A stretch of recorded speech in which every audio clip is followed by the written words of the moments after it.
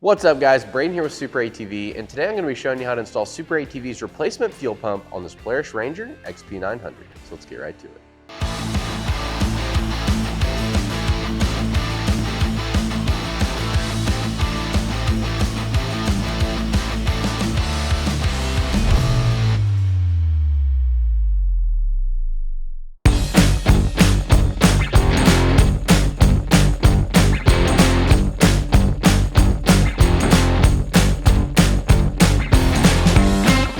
So the first thing that you're going to do is locate where your battery is at, and we're going to go ahead and disconnect the positive terminal off the battery. So on the 4-seat model or the crew model, we're going to lift up our rear seat. There may be a panel that you would have to remove. Ours has been removed already, so we're just going to go right down to the battery. Loosen the terminal. Just go ahead and take the terminal and just kind of tuck it down where it's not going to make contact on our battery. Next thing, we're going to locate where our gas tank is. On our machine here, it'll be on the driver's side. Just going to go ahead and grab this panel, remove it, and we'll set it aside for now.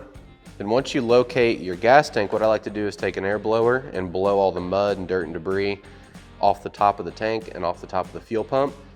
That way, whenever you remove the fuel pump, you're not contaminating the tank.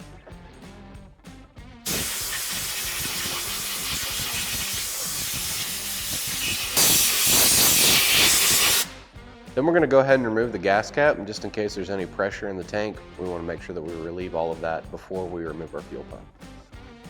Then we're going to go ahead and disconnect our wiring harness. You'll just pick up on this tab, grab a hold of the connector, wiggle it and remove it, set it aside. Then you're going to disconnect your fuel line. So this is a part where you got to be pretty mindful. Just want to make sure that green retaining clip comes up, and what I like to do whenever I'm removing a fuel line, just in case there's pressure on that line, which there will probably be a little bit, I like to take a rag and put it over as I go to remove it, just so if it does spray, it sprays in the rag and not all over me.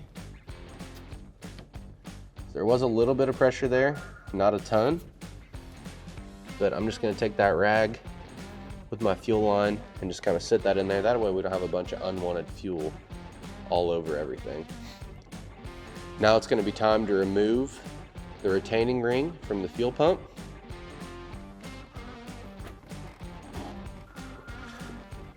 Just going to grab it, spin it off.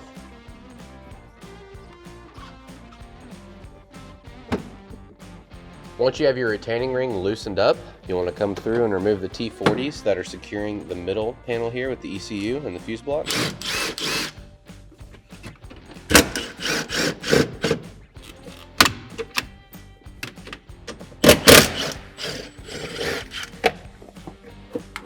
And just shift that to the side enough to where we can gain access to remove the fuel pump.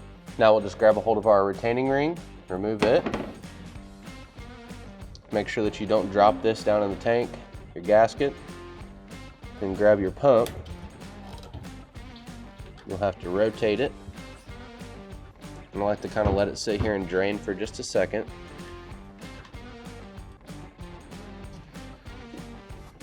Once you get your pump removed, I like to just grab it, pull it out of the machine, put it on a rag, set it aside.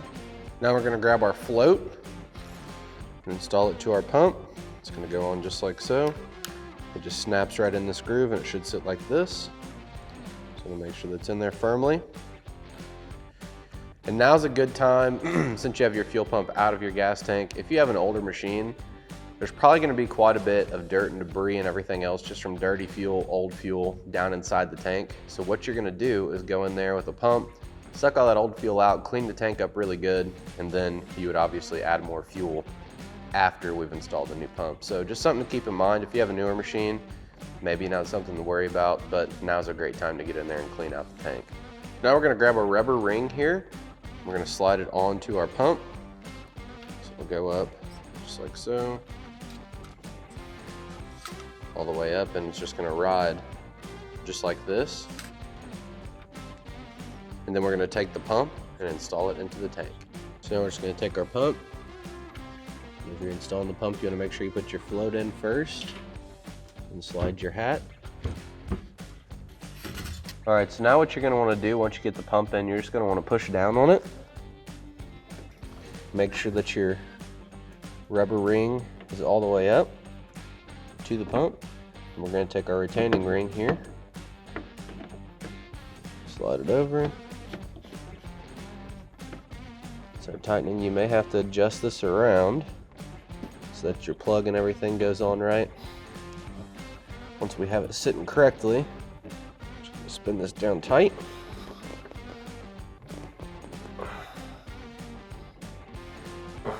There we go. And we can take our fuel line, remove our rubber cap, just pop our green tabs here back out. Slide our fuel line down. It's all the way down, snap it, pull up and down on it to ensure that it's fully locked in. Take our connector, pop it back on, and then we're going to wipe off any excess fuel down inside of here. So that's how easy it is to install SuperATV's replacement fuel pump on this Polaris Ranger XP900. All that you have to do now is just go back through, replace all your panels, button the machine back up, and you're good to go. Be sure to check the description below to pick yours up today. And while you're there, drop a like, comment, and subscribe. Thanks for watching, and we'll catch you on the next one.